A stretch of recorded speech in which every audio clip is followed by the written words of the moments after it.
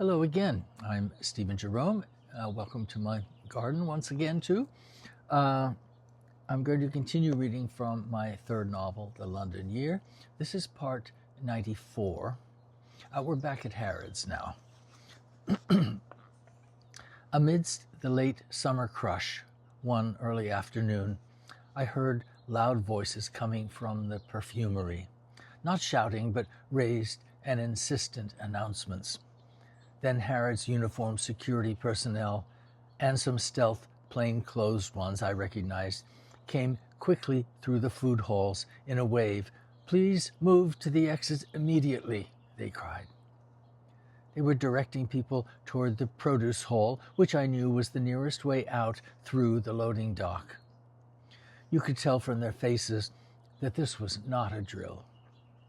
Times being what they were, everyone instantly feared the worst. The calls to exit immediately persisted. I heard one security person whisper, "There's a bomb warning."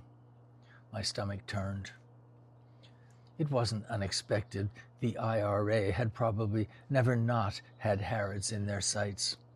There was no doubt security would have made contingency plans for something exactly like this.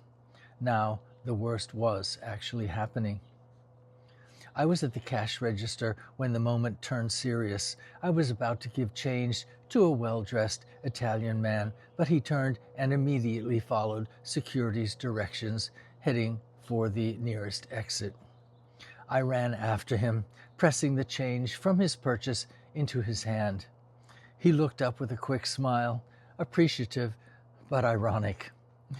What good was money if we were all going to die? I was still in the building, many walls and a floor away from the front of the store when I heard the deep bass drum boom. The whole world would soon learn that a firebomb had been placed in the women's clothing department. The IRA had given short warning, and store security were able to seal off the bomb blast area and begin evacuations before the massive explosion gutted the room. It blasted out windows and sent debris all over Brompton Road, a planned and very visible statement of whatever it was they were trying to say, and using Harrods to say it. No one was hurt, but the assault on our besieged dowager would make global headlines in time for the evening news. Though my terror bomb experience in Paris was much more direct, it was couched in the quiet of a Sunday morning. No one was prepared, and thankfully no one was around besides the unfortunate messenger who lost his leg along with his life. Tess and I were already hightailing it to the peace of a French chateau before the police even arrived on the scene. In Knightsbridge, because of the forewarning, police cars and ambulances, horns blaring, blue flashing lights everywhere, were already converging before the actual blast. By the time I got outside, all the local streets were being cordoned off. People were scattering everywhere. It was mayhem. Amidst all this, I heard someone calling my name. It was Dermot, hurrying toward me, pale as ash. Dermot works in the loading dock, and they have become friends. "Oh, Terry, it's so good to see you," he said, taking my arm. He was shaking and didn't slacken his pace as he led me briskly away from Harrods and the crescendo of activity that was overtaking the entire neighborhood. "I was up on the first floor checking a delivery," he said, breathless. "Suddenly, in comes security, shouting something, but I was in the stock room and I didn't hear what it was about. They found me just in time, Terry, ran me out, shut the door, and the fucking thing blew, knocked us straight down." "Christ," I said, "that was lucky." "More than lucky, mate. The bastards almost killed me." He was nearly in tears, continuing to grip my arm, pressing tightly against my shoulder. "Are the pubs open?" he asked. "I could seriously use a pint." "The Gloucester," I said, without hesitation, as we'd already reached Sloane Street. I could hardly believe I was heading back to the scene of my recent heartache.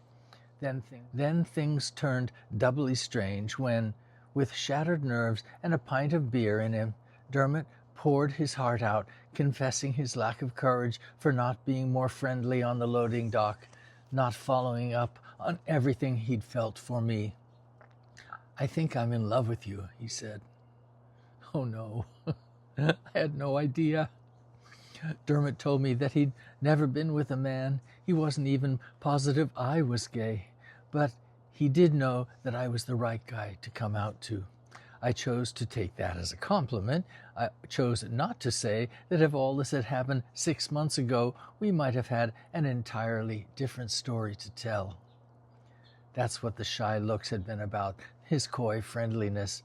Dermot was just too scared to break the ice. And I was suddenly learning that his right guy was me. Over a second pint, he told me more about his growing up in a small Scottish town, always having to keep his head down, eyes averted in case someone knew the real emotions that were churning behind his shyness. He'd come to London out of desperation and couldn't believe his luck to get a job at glamorous Harrods. This time I didn't tell the joke about the guy shoveling elephant shit at the circus. Everyone seemed so open and free in London, Dermot said, but old habits die hard, and he still didn't know how to meet people. A special person, he corrected, looking at me. It was all so genuine, so surprisingly unguarded. Add the gentle Scottish accent, and I was nearly a puddle on the floor. Good God, I was an expert in fatal longing, hangdog pining, grateful for the slightest acknowledgement, scared of rejection.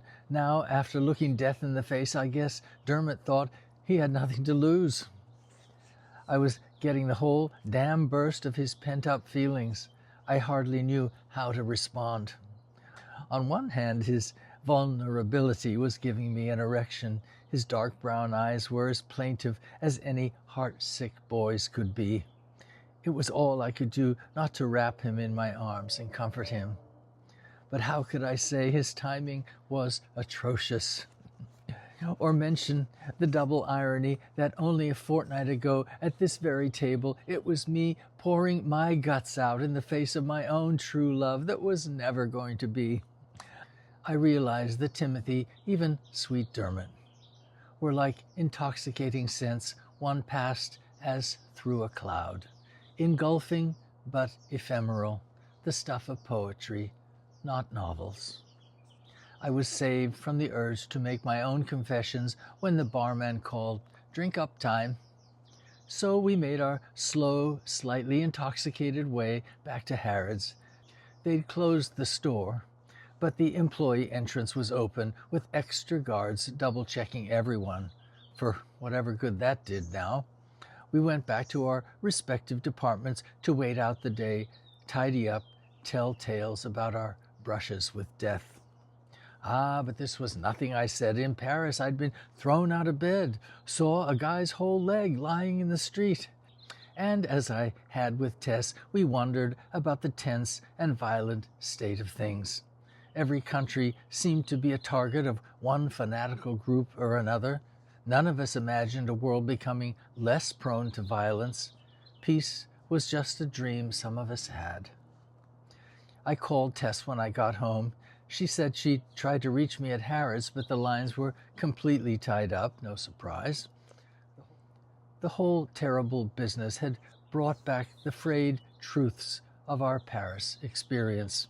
Now we were both ready to seriously consider living together in L.A. Okay, I'm going to stop there. So we have our second terrorist bomb experience. I'll continue tomorrow. Thank you again for following along. Bye-bye.